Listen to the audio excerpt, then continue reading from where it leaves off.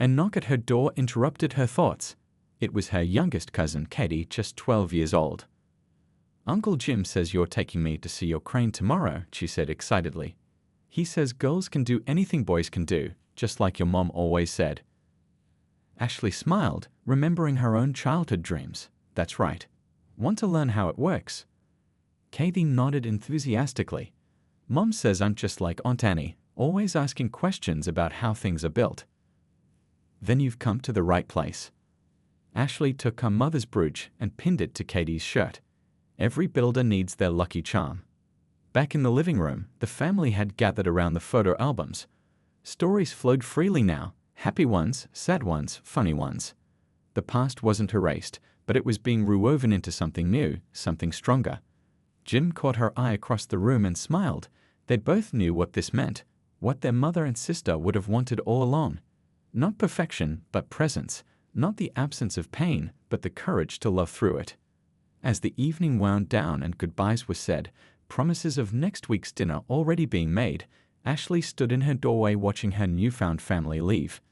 The scent of apple pie still lingered in the air, and the sound of laughter echoed in her memory. She thought about tomorrow, about showing Katie the crane, about the building she was helping construct downtown, about the future she was building both at work and at home. Her mother had always said life was about building things that last. Looking at the family photos now arranged on her walls, Ashley knew she'd finally understood what that meant. 3 months had passed since the day at the cemetery, and Ashley's kitchen was filled with the warm scent of baking apples and cinnamon. She checked the recipe card again, her mother's familiar handwriting bringing a smile to her face. "Is it supposed to bubble like that?" Uncle Jim asked, peering through the oven window. "Mom's note said yes," Ashley replied, showing him the card. "See? Don't panic when it bubbles, that's the brown sugar working its magic." It was Sunday afternoon, and they'd finally attempted Grandma's famous apple pie. The recipe had become a bridge between them, a way to connect their past and present. Every ingredient held a story, every instruction a memory. "Your first family dinner," Lucy said from her spot at the kitchen counter, where she was helping slice apples for a second pie. "Aren't you nervous?" Ashley wiped flour from her hands, considering the question. After months of getting to know Uncle Jim, he'd finally convinced her to meet the rest of the family. They were all coming over tonight, aunts, cousins, even a great-uncle she'd never known existed. "A little," she admitted. "It's weird, you know. Growing up thinking you're alone, then suddenly having this whole family." The doorbell rang, making her jump. "They're early." "That'll be Emmy," Jim said, referring to his wife. "She always arrives early to everything. It's driven me crazy for 30 years. Sure enough, Aunt Amy stood at the door, arms full of photo albums and carrying containers. Her warm smile immediately put Ashley at ease. "I hope you don't mind," she said, hugging Ashley like they'd known each other forever. "I found these old albums in the attic. And I brought your mother's favorite potato salad. Jim told me she used to make it for every family picnic." Ashley felt her throat tighten. "You remembered her recipe?" "Oh honey, I remembered everything about your mom. She taught me that recipe right after Jim and I got engaged. Said it was the secret to keeping him happy." Amy's eyes sparkled with tears and laughter. "She was the best sister-in-law I could have asked for, even if we only had those few years together."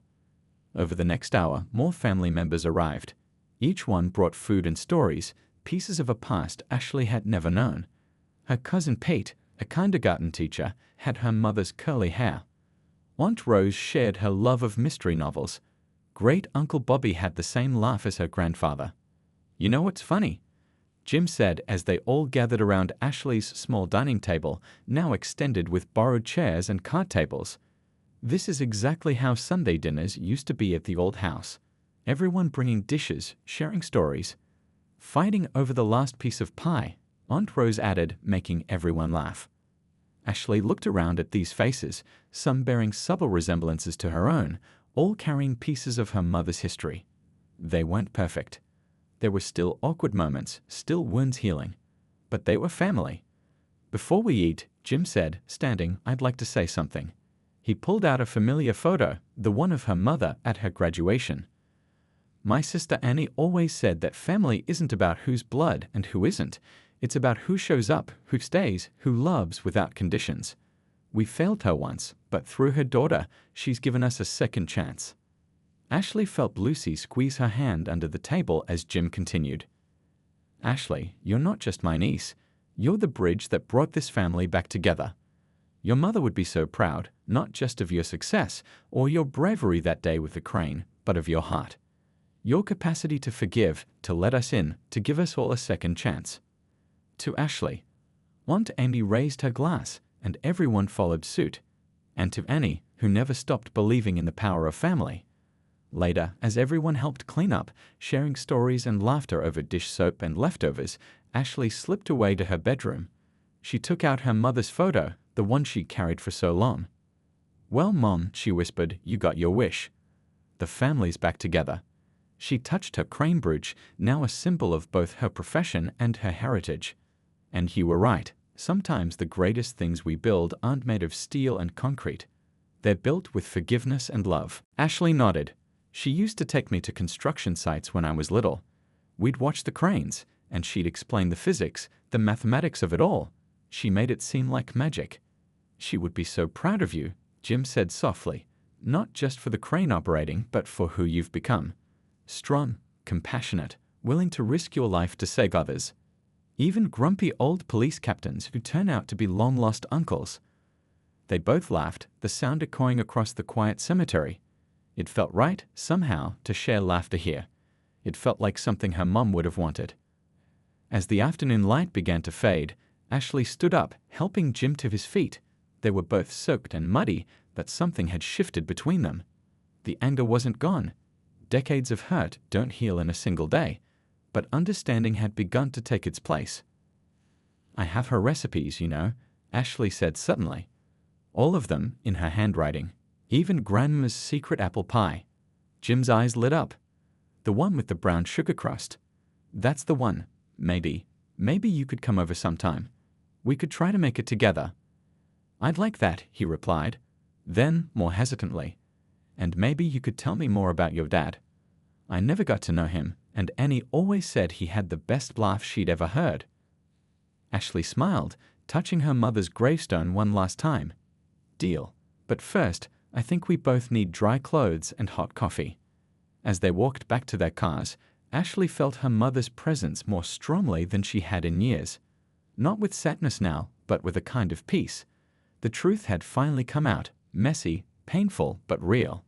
And maybe that's what her mom had wanted all along, not for the past to be forgotten, but for it to be faced, understood, and finally allowed to heal. The morning was gray and misty as Ashley stood before her mother's gravestone. She hadn't been here in months. It was still too painful, but today felt different. Today, she wasn't alone. Uncle Jim stood a few steps behind her, holding a bouquet of yellow daisies, her mom's favorites. "I used to come here every Sunday," Ashley said, breaking the silence. "Tell her about my week, my job, everything. Then one day, it just hurt too much." She touched the cool stone, tracing her mother's name with her finger. "I thought I knew her so well, but there was so much she never told me." Jim stepped forward, placing the flowers carefully at the base of the stone. "She was protecting you, Ashley. That's what Annie always did, protected everyone, even when it cost her everything." "But who protected her?" Ashley's voice cracked. "When Grandpa threw her out, when Dad died, when she was working those two jobs, who was there for her?" The question hung in the air, heavy with decades of unspoken pain. Jim's shoulders slumped as he stared at his sister's grave. "I should have been," he said finally. "I was her little brother. She always stood up for me, and when she needed me most," he shook his head. "I was just a kid, but that's no excuse. I should have found a way." Ashley turned to face him, anger suddenly flaring. "You were what, 16? But what about later? You became a police captain. You had resources, connections. Mom was struggling to raise me alone, and you were right here in the same city." "Ashley, I tried." "Did you? Really?"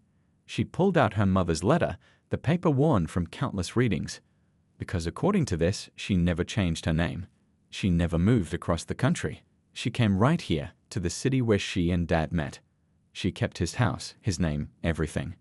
Jim paled. "What? The house in this photo?" She thrust another picture at him, The one of her mother standing on the porch. It's 10 miles from downtown. We lived there until I was 12, when Mom finally had to sell it. You didn't find us because you didn't really look. The words hit him like physical blows. He staggered slightly, reaching out to steady himself against a nearby tree. I assumed she'd go far away, he whispered. I searched other states, hired investigators to look everywhere but here. I never thought that she'd stay close to home, hoping her family would find her, hoping her little brother would remember where she and Dad first met. Tears were streaming down both their faces now. The morning mist had turned to a light rain, but neither of them moved to seek shelter. You know what the hardest part is? Ashley continued, her voice softer now. She never said a bad word about any of you, not once.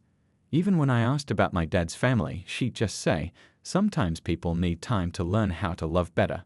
She kept hoping, right until the end. Jim sank to his knees in the wet grass. Oh, Annie, he sobbed. I'm so sorry. I got it all wrong. Everything wrong. Ashley watched her uncle break down, her anger slowly giving way to a different kind of pain. She thought about her mother's words in the letter. Forgiveness isn't about forgetting the hurt, baby girl. It's about choosing to love anyway. After a long moment, she sat down beside him, not caring about the damp grass. Tell me about her, she said quietly. Tell me about my mom when she was young, before everything went wrong. Jim wiped his eyes, looking grateful for the olive branch. She was the bravest person I ever knew. When I was 8, I was terrified of thunderstorms. Dad would tell me to man up, but Annie, she'd make up these stories about thunder giants playing bowling in the sky. She'd hide under the blankets with me, keeping me safe. They sat there for hours, the rain coming and going, sharing stories about the woman they'd both loved. Ashley learned about her mother's high school dreams of becoming an architect, dreams she put aside to raise her daughter. Jim learned about how she channeled that passion into teaching Ashley about buildings, about the poetry of steel and concrete reaching toward the sky. That's why he became a crane operator, Jim realized. You're finishing her dream. The silence in the kitchen was heavy with generations of pain and hope.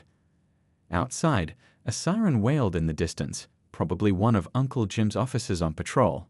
He changed then? At the end? Ashley asked. He did.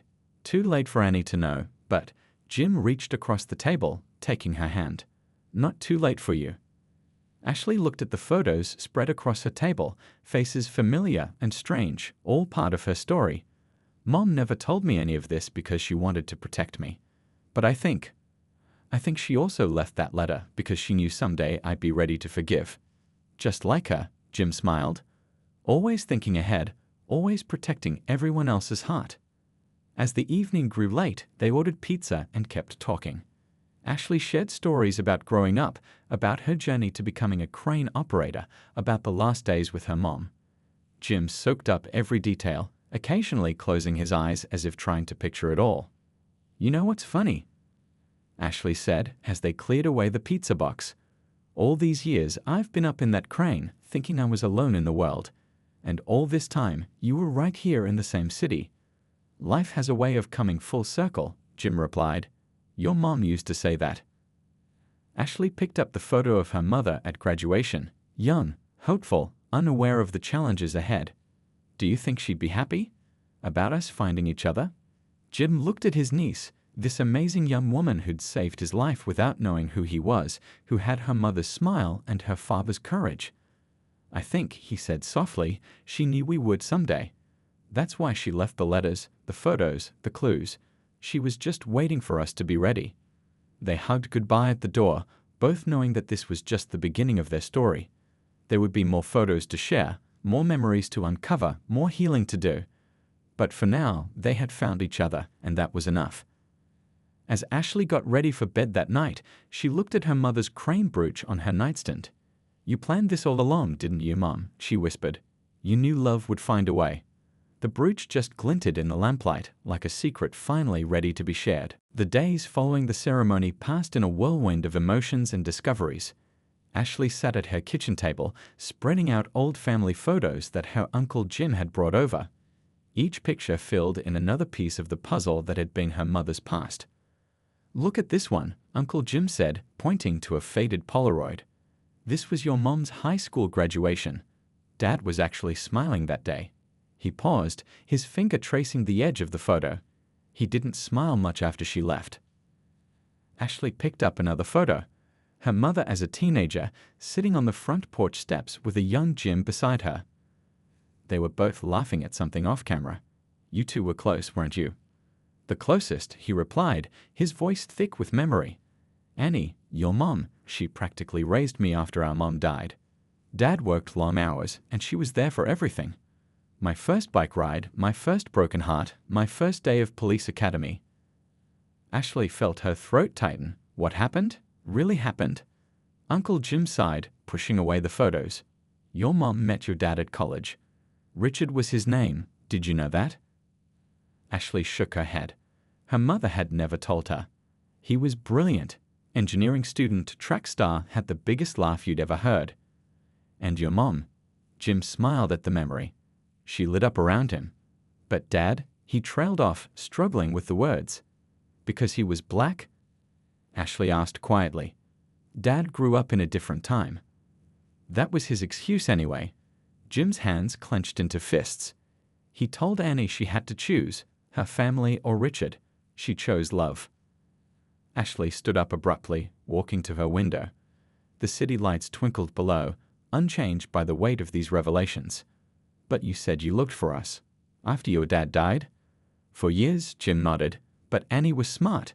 She changed her name back to Wilson, Mom's maiden name, moved across the country. By the time I found any trace, Richard had passed away in a car accident and you were just a baby. Why didn't you keep looking? I did, but every lead went cold. Private investigators, online searches, everything. It's like you both vanished. He pulled out his phone, showing her a folder of bookmarked web searches and saved articles. Then last month, I saw this article about the city's first black female crane operator. You have a smile, you know. Annie's smile. Ashley returned to the table, picking up her mother's letter again. She'd read it so many times now, the paper was starting to wear at the creases. My dearest Ashley, she read aloud, I've carried this secret for so long, it's become heavy as stone. Your father was the love of my life, and losing him nearly broke me. But you were our miracle. You had his determination, his strength, and somewhere out there you have an uncle who would have loved you as his own. She was right, Jim said softly. I would have. Ashley wiped her eyes. Did you know about Dad's accident? Not until years later. I found the obituary during one of my searches. Annie must have been devastated, raising you alone. She never let it show, Ashley said. She worked 2 jobs, saved every penny for my education. When I told her I wanted to work construction, to operate cranes, she smiled at the memory. She just said, then we better start studying physics, baby girl. Jim laughed. That sounds like Annie. She never let anything stop her, or you. They spent hours going through more photos, more stories. Ashley learned about her grandmother, who'd loved to bake and had taught her mom all the family recipes. She heard about childhood pranks, family vacations, and the countless times her mom had stood up for her little brother. There's something else you should know, Jim said finally, pulling out one last envelope. After Dad died, he left letters. One for Annie, one for you. I've been carrying them for years, hoping. Ashley took the envelope with trembling hands. Inside was a single page, the handwriting shaky but clear. Dear granddaughter, I write this knowing I may never meet you. My pride cost me my daughter, and my prejudice cost me the joy of knowing you. I was wrong. So terribly, unforgivably wrong. If you ever read this, please know that my failure as a father and grandfather was mine alone. Your mother's courage in choosing love over hate makes her the best of us all. With deep regret and deeper love, your grandfather, Captain Thomas. Her Uncle Jim looked like he might cry right there on stage. I've been searching for you both for so long, he said. After Dad passed, I tried to find Annie to make things right, but... Perhaps, the police chief interrupted gently, we could continue this conversation somewhere more private.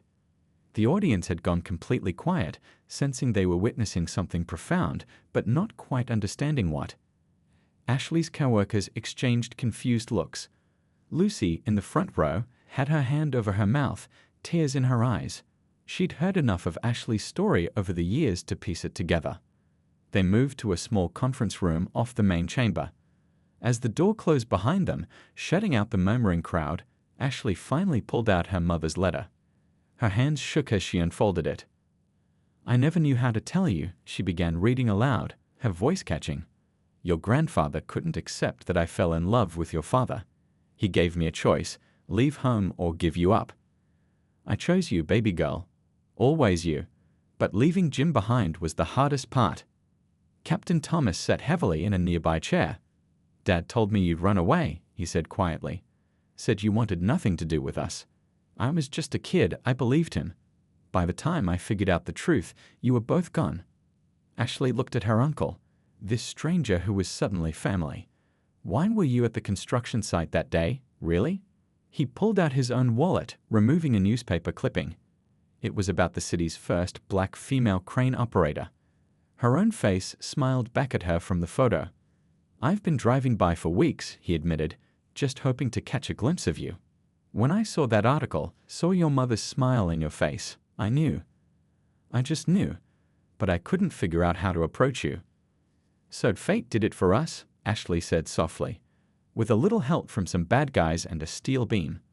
They both laughed, a sound full of tears and relief and years of lost time. Outside, they could hear the ceremony continuing, but in that small room, an uncle and niece began the delicate process of becoming family. "She would have loved this," Ashley said, touching her mother's brooch. "You finding me because I was operating a crane. She always said God works in mysterious ways." "Annie always was the wise one," Captain Thomas smiled. Then, more seriously, "There's so much to tell you, so many family stories you should know. Would you like to hear about your mom when she was young?" Ashley nodded, pulling her chair closer. Outside, life went on as usual. But in that quiet room, time seemed to stand still as the past finally began to heal. A week had passed since the incident, and Ashley stood in front of her bathroom mirror, adjusting the collar of her one dress shirt. The ceremony was scheduled for 2 p.m. at City Hall, and despite her protests, her supervisor had insisted she take the afternoon off. "You don't get called a hero by the police department every day," he'd said. Her hands trembled slightly as she pinned her mother's favorite brooch to her shirt, a simple silver crane that seemed especially fitting today. She'd found it in her mom's jewelry box after she passed, along with an envelope she'd never opened, marked for Ashley. "When you're ready." Today felt like that day. The envelope contained a letter and a few old photographs.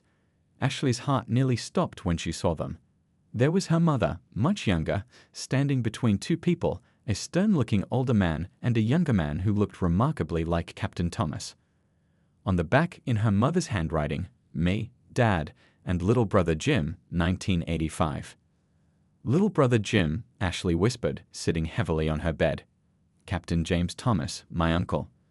The letter began, "My dearest Ashley, if you're reading this, you're finally asking the questions I was too afraid to answer." Before she could read more, her phone buzzed. Her ride to City Hall was waiting. Ashley carefully tucked the letter into her purse, her mind spinning. She needed time to process this, but time was the one thing she didn't have. City Hall was packed. Police officers in dress uniforms, city officials in suits, and what seemed like every construction worker from her site filled the main chamber. Ashley slipped in through a side door, trying to stay invisible despite being the reason for the gathering. "There you are," her best friend Lucy whispered, appearing beside her. "I saved you a seat up front." "I'd rather stay in the back." "Not happening. Come on, hero." As they made their way forward, Ashley noticed Captain Thomas on the stage, talking with other officers. He seemed distracted, his eyes scanning the crowd. When he spotted her, he froze mid-sentence. The ceremony began with speeches about bravery and community spirit. Ashley barely heard them. She was too focused on the captain's face, seeing it with new eyes. He had her mother's nose. How had she not noticed that before? And now, the mayor announced, "I'd like to invite our hero, Ashley Wilson, to come forward and receive this commendation for extraordinary bravery." The walk to the stage felt like the longest of her life. Each step brought her closer to a truth that had been hidden for decades. As she climbed the stairs, she pulled out her mother's photo, the one she always carried, and held it tight. Captain Thomas stepped forward to pin the medal on her shirt, his hands shaking slightly. Up close, the family resemblance was undeniable. He must have seen it too, because he struggled to speak. "Thank you for your bravery, Ms. Wilson," he managed finally. Ashley took a deep breath. I think we need to talk about my mom." The captain's eyes widened as she held out the photo. The audience watched in confusion as he took it with trembling hands. "Annie," he whispered, so quietly only Ashley could hear. "My big sister Annie." The mayor cleared his throat, clearly wondering why the simple medal presentation had turned into something else entirely. But neither Ashley nor the captain seemed to notice. They were locked in a moment of recognition, decades of separation crumbling in an instant. "Ladies and gentlemen," the mayor tried again, "let's give a round of applause for—" "I have a letter," Ashley said quietly, still ignoring the ceremony around them. "She left it for me. About you, about everything." The next morning, the construction site buzzed with a different kind of energy.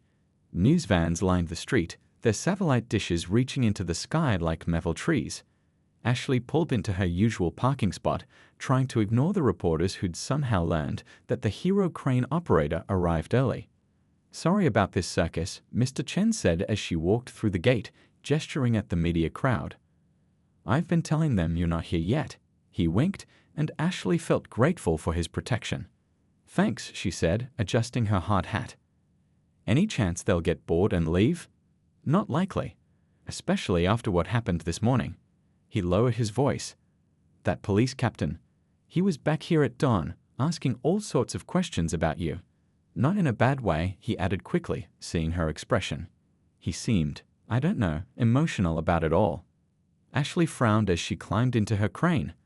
The captain's reaction seemed extreme for a simple thank you. She'd done what anyone would do, hadn't she? As she settled into her cab, she noticed a small crowd gathering near the site office. Police officers in plain clothes were talking with their supervisor, pointing at blueprints spread across a folding table. Her radio crackled. "Ashley, you got a minute? The police need to ask you some more questions." Her supervisor's voice sounded different, gentler somehow, like he was handling something delicate. "I'm doing my safety checks," she responded. "Can it wait 15 minutes? "Take your time. They're not going anywhere." As she went through her morning routine, Ashley's mind wandered to the photo in her wallet. She pulled it out, studying her mother's face. "What would you make of all this, Mom?" she whispered. The photo, as always, just smiled back silently. Down below, more police had arrived. They were investigating every angle of yesterday's incident, taking photographs and measurements. Ashley watched as the captain from yesterday walked the scene, retracing his steps. Even from her height, she could see he moved with purpose, but something about his posture seemed troubled. When she finally climbed down to talk with them, Ashley was surprised to find herself in the site's break room instead of the office. The captain sat across from her, a cup of untouched coffee growing cold in front of him. He looked older in the fluorescent lighting, the lines around his eyes deeper than she'd noticed yesterday. "I'm Captain Thomas," he said, his voice surprisingly soft. "I wanted to thank you properly for what you did yesterday." He paused, studying her face with an intensity that made her uncomfortable. "How long have you been operating cranes?" 8 years now. Started as a general laborer, worked my way up." "And your family?" "They must be proud." The question caught her off guard. "It's just me now. My mom passed away 2 years ago." Something flickered across his face, pain, recognition, she couldn't tell. "I'm sorry to hear that. Was your father?" "Never knew him," Ashley said quickly, the way she always did when this topic came up. "Mom raised me alone." The captain's hands tightened around his coffee cup. "Your mother's name was—" "Look," Ashley interrupted, suddenly frustrated. "What does this have to do with yesterday? I saw bad guys, I stopped them. End of story." Captain Thomas sat back, composing himself. "Of course, you're right. It's just—" He pulled out his wallet, then seemed to think better of it. "Never mind. But we would like to honor your actions.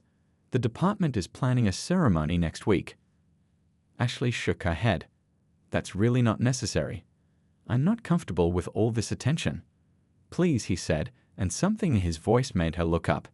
"It would mean a lot to the department." Before she could respond, her radio buzzed. "Ashley, We need you up top. Big delivery coming in. She stood, relieved for the excuse to leave. Duty calls. And really, Captain, no ceremony needed. But as she turned to go, he spoke again. Your eyes, he said softly. They're just like... He didn't finish the sentence. As the excitement died down and the regular rhythm of the construction site resumed, Ashley found herself back in her crane cab, her uneaten lunch still sitting on the small shelf beside her. She picked up her mom's photo from where she'd left it that morning. Well, Mom, she said softly, I guess those precision exercises you made me practice really paid off today. She could almost hear her mother's laugh, could almost see her proud smile. The rest of the afternoon passed without incident, but Ashley couldn't shake the feeling that something significant had shifted. She kept thinking about the captain. Something about him seemed familiar, though she was sure they'd never met. Maybe it was just the adrenaline playing tricks on her mind. As she climbed down from her crane at the end of her shift, one of the site managers was waiting for her. The police captain wants to thank you properly, he said. They're planning some kind of ceremony. Ashley shook her head. I don't need any ceremony. I just did what anyone would do. Maybe, the manager replied, but not everyone could have done it.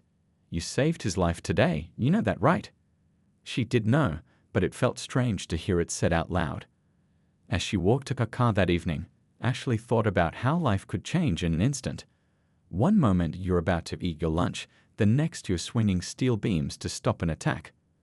What she didn't know, couldn't know, was that this day would turn out to be just the beginning. The captain's desire to thank her would set in motion a chain of events that would unravel decades of family secrets and change both their lives forever. But for now, Ashley just wanted to go home, take a hot shower, and call her best friend to tell her about her very unusual day at work. The morning had rolled into afternoon, and Ashley was just about to unwrap her lunch when she heard shouting from the street below. From her vantage point in the crane cab, she had a perfect view of the entire construction site and the surrounding blocks. What she saw made her lunch break the last thing on her mind. A police officer, she could tell by his captain's uniform, was chasing someone down the sidewalk next to the construction site. Even from up high, she could see he was older, maybe in his mid-50s, his salt and pepper hair catching the sunlight as he ran.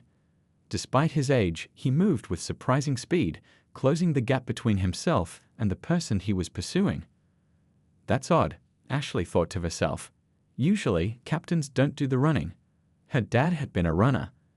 At least, that's what her mom had told her, and she found herself wondering if he would have been about this captain's age now.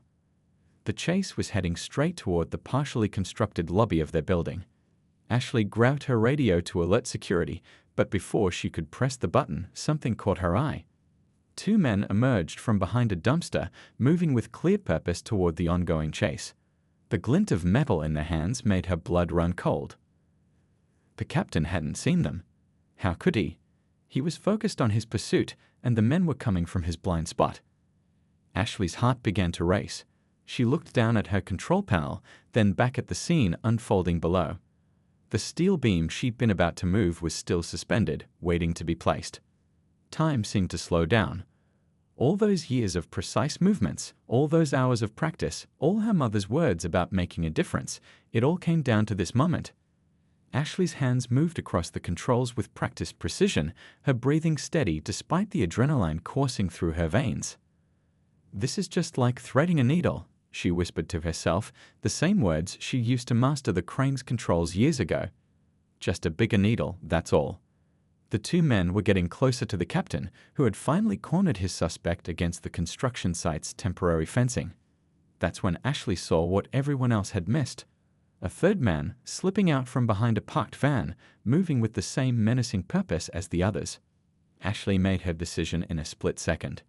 She swung the crane around, the massive steel beam moving through the air with surprising grace for something so heavy. Her colleagues on the ground noticed the unexpected movement, some pointing up at the crane in confusion. The captain had just handcuffed his suspect when the two men from behind the dumpster made their move. They rushed forward, weapons raised, but that's when Ashley's beam arrived. She lowered it with perfect timing, creating an impromptu barrier between the captain and his would-be attackers. The sudden appearance of the beam startled everyone. the attackers stumbling backward, the captain spinning around, finally aware of the danger he'd been in. But Ashley wasn't done. She'd spotted that third man still trying to circle around. With expert precision, she adjusted the beam's position, forcing him to retreat as well. Security. Police.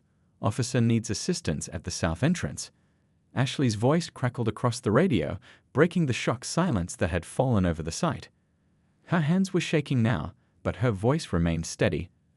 Another skill learned from years of keeping calm during difficult lifts. The construction site erupted into action. Security guards rushed toward the scene, workers grabbed whatever tools were nearby to help, and more police cars came screaming around the corner, their sirens filling the air. The three attackers, their plan foiled, scattered in different directions, but they didn't get far. The responding officers quickly caught up with them. From her perch above, Ashley watched as the captain looked up toward her crane, shielding his eyes against the sun. She couldn't see his expression clearly, but she saw him raise his hand in a grateful salute. Something about his gesture tugged at her memory, a familiar movement she couldn't quite place. The next few hours passed in a blur. Ashley had to give a statement to the police, explaining how she'd seen everything unfold and why she decided to act. Her supervisor clapped her on the back, telling her she'd done a great job, though he jokingly added that using construction equipment to fight crime wasn't in their safety manual. As the morning crew began arriving below, Ashley started her crane's engine, feeling the familiar vibration through her seat. She watched through her window as the site came to life. Concrete trucks rolling in, workers in their bright yellow vests gathering for morning briefings, supervisors checking their tablets and pointing at various areas of the site. Through her headset, she heard the first call of the day. "Crane operator, we need the steel beams moved to Sector 4. Ashley smiled, her hands already moving to the controls. This was where she belonged, up here in her crane cab, helping build something that would last long after she was gone. Little did she know that this ordinary morning would lead to an extraordinary day, one that would change her life forever and uncover family secrets she never knew existed. But for now, she was focused on her job, expertly maneuvering massive loads through the air with the precision of a surgeon. The morning progressed smoothly as Ashley moved materials across the site. She loved watching the building take shape below her, piece by piece, like a giant puzzle coming together. During quiet moments, she would look at the other construction sites dotting the city landscape and wonder about the other crane operators out there. Were they also people who defied expectations to follow their dreams? Around 10 a.m., she noticed a police car slowly cruising past the site. Something about it caught her attention, though she couldn't say exactly what. Maybe it was the way the officer inside seemed to be studying the building with unusual interest, or maybe it was just her imagination playing tricks on her after too many hours in the sky. As she turned back to her work, Ashley thought about the family history she'd never known. Her mom had rarely spoken about her father's side of the family, and after a while, Ashley had stopped asking. But sometimes, especially on quiet mornings like this, she wondered about them. Did she have aunts, uncles, cousins out there somewhere? Did they even know she existed? The site's radio crackled to life. "Ashley, we need that next set of beams on the east side. The concrete team is almost ready." She pushed aside her thoughts and focused on the task at hand. There would be time for wondering later. Right now, she had a building to help construct. What Ashley didn't realize was that fate had already set in motion a series of events that would answer all those questions she'd carried for so long. The truth about her family was closer than she knew, and it would come to light in the most unexpected way possible. The sun hadn't fully risen when Ashley woke up to her usual 4:30 a.m. alarm. She reached over to silence it quickly, not wanting to wake up her elderly neighbor through the thin apartment walls.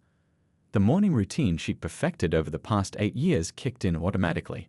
Coffee first, then a quick shower, followed by her favorite part, sitting at her small kitchen table, watching the city slowly come to life through her third-floor window. Today felt different, though. As she sipped her coffee from her chipped World's Best Daughter mug, the last birthday gift from her mom before she passed away 2 years ago, Ashley felt that familiar ache in her chest. She pulled out her worn leather wallet and carefully removed the old photograph hidden in its deepest pocket. The picture showed her mother, young and beautiful, standing in front of their old house, her smile bright enough to light up the whole world. "I'm doing okay, Mom," she whispered, running her finger along the photo's creased edge. "Made crane operator last month, just like I promised." Her mom had always supported her dreams, even when everyone else said construction work wasn't for women, especially not for a woman who looked like her. At 32, Ashley had proved them all wrong. 8 years of hard work, starting as a general laborer, then getting certified on increasingly larger equipment, and now she was one of only 3 female crane operators in the whole city. The journey hadn't been easy. She'd earned every callus on her hands and every bit of respect she'd gained from her male colleagues. As she got dressed in her work clothes, heavy-duty jeans, steel-toed boots, and her favorite navy blue work shirt, Ashley thought about the new downtown project she'd been assigned to. They were building a 40-story office building, the kind that would change the city's skyline forever. Her crane, a massive tower crane that rose 200 feet into the air, would help make that happen. The drive to work was peaceful at this hour. The streets were mostly empty, save for delivery trucks and early morning joggers. Ashley loved this time of day, when the city felt like it belonged just to her and the other early risers. She pulled into the construction site parking lot at 5:45 a.m., 15 minutes early as usual. "Morning, Ashley," called out Mr. Chen, the security guard, as she walked through the gate. He'd been working here since the project began, and they'd developed a friendly routine. "Beautiful sunrise today." "Sure is," she replied, pausing to look at the pink and orange sky. "Got any pictures of your new grandbaby to show me?" His face lit up as he pulled out his phone, proudly displaying photos of a tiny, smiling infant. 3 weeks old now. Smart as a whip already, just like her grandpa. These small moments of connection meant everything to Ashley. In a male-dominated industry, she'd learned to build allies and friendships wherever she could. Mr. Chen's grandfatherly presence had made countless early mornings better, especially after losing her mom. As she climbed the long ladder to her crane cab, Ashley went through her usual equipment checks. Each step up brought her closer to her office in the sky, a place where she felt most at home. The city spread out before her like a giant playground, and from up here, she could see all the buildings she helped construct over the years. Inside the cab, Ashley settled into her seat and began her pre-operation inspection. She checked every gauge, every control, every safety system, twice like always. Other operators sometimes teased her about being too careful, but she knew better. One mistake up here could cost lives. She pulled out her wallet again, this time removing a small, folded piece of paper tucked behind her mom's photo. It was a newspaper clipping from 15 years ago, yellowed with age. The headline read, "Local teen raised by single mother earns full engineering scholarship." The article was about a young man who'd overcome incredible odds to succeed. Ashley had kept it all these years, not because of the story itself, but because of what her mom had written in the margin. "This could be you, baby girl. Don't let anyone tell you what you can't do."